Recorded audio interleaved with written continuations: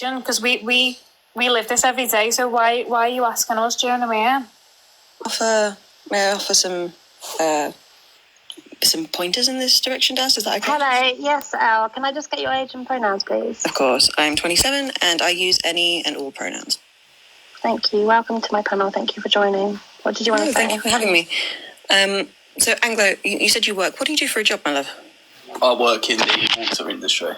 In the water industry? Yes. So is that like things like Thames Water and stuff? One of them, but not that one in specific, yeah. But something similar, something akin to Thames Water? Yes. Perfect. And I'm assuming, is this a national water company? Yes, I'd say it's national, maybe even going global, yeah.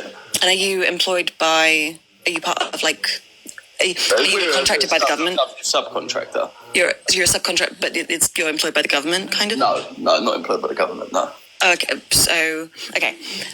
I'm wondering if at work you've had to do any sort of trainings on things like sexual harassment in the workplace, things like that. Yeah, we've done exams and what do you call them? We do the like e-learning. Yeah, e-learning, exactly that. Yeah, exactly that e-learning. Yeah, we do one of them every year of about 12 different courses. Beautiful. And what did you learn in those e-learning courses? The statistics. I mean, the statistics don't come from the e-learning, but it did catch my mind to look at some of the statistics within the UK of these sort of acts and how something like 1% of...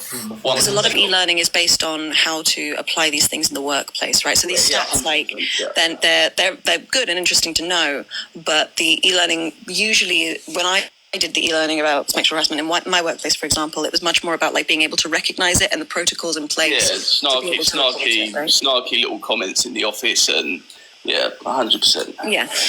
And so what is your protocol at work if you witness sexual harassment in the workplace? Oh, straight to HR. Straight to HR. And if you're doing that in the workplace, right, and is there a way that you can apply the stuff that you've learned in the workplace to the outside world? Yeah, of course. Yeah, of course. Like what? Like, for example, if you see these things, to act. And what does acting look like? Acting could be stepping in between the two of them. Acting could be calling the police. Acting many different ways. Mm-hmm. I mean, it doesn't always have to result to violence, but definitely stepping in the way and saying "leave her alone" is a perfect way to do it. Yeah, and there's some other tactics as well, which is deflecting, so being able to sort of get the person's attention, like distracting, right? Being able to just even ask even the victim or the perpetrator a question to get their attention off what's going on, so that you can create some space and some distance in between those people. So these are things, I know you've said that like, I don't have time to do this stuff, but those are things that you already know how to do when it comes to seeing, for example, sexual harassment, right? Yeah. We can apply these things even further, right? So we can get involved in petitions that are going forward to try and help protect women better. We can get involved in fighting for women's right to contraception and birth control. We can get involved when we see, if you saw a mate of yours, do you like, I think every guy has one of those mates of his that like kind of makes those inappropriate jokes, but like he'd never do anything, like he's totally harmless, but like but like he kind of makes those like dodgy jokes. Yeah. And do you have a mate like that? Personally, I don't know, but I know what you're on about. Yeah. You personally don't, but like, have you had those mates in the past? Not mates, but I've been in surrounding areas, pubs, for example, or fan zones where I have heard things like this, yes. Yeah. And what do you do when you hear stuff like that? No, if I'm honest with you, I've never done nothing. Do you think that there's maybe something that you could do and apply to your life to be able to try and help in that situation? Yes, absolutely, 100%. But the trouble is that I would need to know a way around it to deal with that, rather than, I mean, most of the times if you're in a pub scenario and you say something to someone that's saying something like that, it could always result in violence. So it depends on how you go about it, I've found. So learning how to be able to de-escalate situations is a really useful tool that a lot of women are taught very early on, because we have to learn how to do it because of safety stuff, right? Because we are quite often physically weaker, so we have to try and avoid violence and use our words to be able to explain things, right? So there are There's absolutely ways of learning that. I would recommend like watching how the women in. Do you have women in your life? Of course, yeah. Yeah. So you have like, do you have a partner that's a woman? I'm engaged. I've obviously got a mother and then a little sister. Yeah. And how do the women in your life de-escalate situations like that? I don't think anyone in my life has ever been in situations like. I mean, I've been with my other half since we were both 15, so I don't think we've. And how old are you now? I'm 23 now. You're 23 now. And when you have an argument with your partner, I'm assuming it doesn't escalate to violence ever, right? No. But when you, have you able to, because you've been with your partner a long time, right? I'm assuming that you know how you're able to sort of watch her. I know how to de-escalate the situation when we're arguing. Pardon? I said I know how to de-escalate the situation if we're having an argument. But I also would assume that she also knows how to as well. Yeah, absolutely, yeah. Yeah. And what strategies does she use to de-escalate? It's a good question. Good question. I don't know. The way I de-escalate is just walk away, go out in the garden, play with the dog. Yeah, but there are going to be things that she does. I'm going to recommend just sort of a bit of homework. The next time that you have a bit of a tiff with your partner, right? I know it's hard in the middle of an argument. I know it's really difficult. But if you can like switch on that sort of analytical part of your brain and watch what she does, watch what tactics she employs and strategies that she uses to de-escalate a situation, because it might even be that she's doing it well before the argument even starts sometimes. She might be using a whole bunch of different things to be able to stop an argument before it starts. So I'm gonna give you a little bit of homework, if you don't mind. What's your partner's name? I'm not going to say her name. Oh, okay, that's fair enough. Next time you are sort of either like on your way to an argument or there's a disagreement, or if you're having an argument, trying to switch on that part of your brain so that you can watch her strategies, because it's something that a lot of people can learn from, watching the women in your life do it.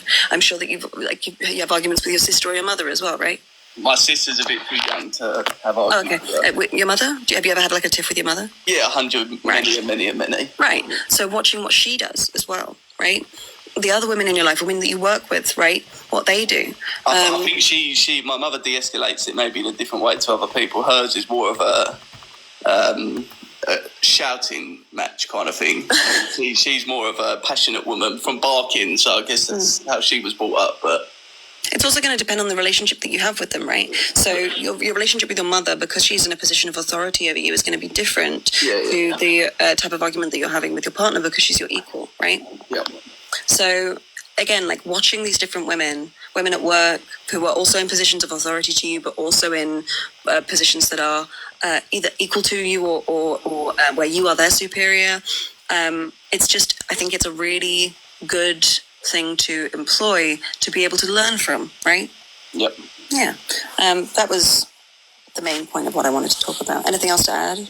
No, other than I completely agree with you. I think I'll definitely take away a few of the things that you said and use my critical thinking to understand how she responds to these arguments and... Yeah, thank you. Sorry, go on. No, I was just going to introduce Charlotte quickly. Charlotte, can I just get your age and pronouns, please? 30, and I am she, her. Thank you. So Daz and then Charlotte. Thank you. So I was just going to say, so obviously you sound like you've got a gorgeous relationship with your partner. I've been my partner for 13 years. Would literally ride or die for this kid's rather than alive, absolute obsessed. Perfect relationship. We never argue. We really get each other. However, I was essayed at a party when I was unconscious a couple of years ago. Obviously, I can tell strangers on the internet because no one knows who I am. I've never told him ever because I know that he would unalive this person. So I think it's not fair to say that we don't know that these people who we love in our lives, who we know so well, haven't experienced some things, because we never know. Like my partner, I always regularly check, and I'm like, I hope if something ever happened to you that you would tell me. Doesn't mean that if it does happen to him, he would. Do you know what I mean? So I think it's important to acknowledge that we don't always know everyone's experience. You can only vouch for yourself because that's your experience. Does that make sense? Yeah. But yeah, that was it. I also just want to say I hope you got justice for that, Dad. Sorry to hear that. I mean, no, because if I got justice, then it would mean me, you know, taking it to court, and then my partner would find out, and I'd just rather not put his life. I wouldn't rather him not go to prison. So no, absolutely not. But yeah. Justice, unfortunately. No, that's the statistic I was going to bring up earlier. Is what I believe is, I don't know the statistic 100% accurate. Someone might be able to correct me, but I believe it's 1% of rape offenders actually get convicted, and then when it goes to court, it's like a 60-40 chance. But also as well, like we get a lot of men coming up to the panel and saying, "Oh, but what about men gonna get raped?" And it's like, okay, we get that, and unfortunately, it does happen. But you're more likely to get raped by a man than you're more likely to get raped by a man than have false allegations made against you. Like in those situations, the men who have been victims of rape, as you say, like one most likely to be for that to happen by a man, but also those stats, I believe, when I've looked into it, is exactly the same for like the level of conviction rate, right? Like these men still don't go to prison because the rape culture that we have is so prevalent and so overarching that no one is believed when they talk about it, and that is. I think personally, I believe that stems from misogyny as well, because men who get raped are seen as quote unquote womanly, right, or feminine, or weak, or soft, or whatever you want to call it, right? So I think even that stems from misogyny as well. Yeah, it borders on homophobia as well. Charlotte, you there, my love? Say two things. When you are, for example, maybe out with your friends and one of them is making a comment about a woman, it might not be on this list. It might not seem to you like it's extremely harmful, but language is so important.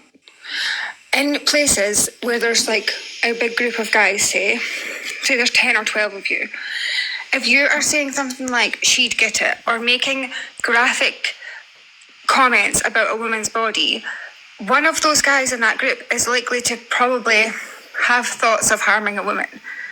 And so it's normalized to harmful men when they hear what you're saying is like, you know, you're a good guy and all your pals are good guys.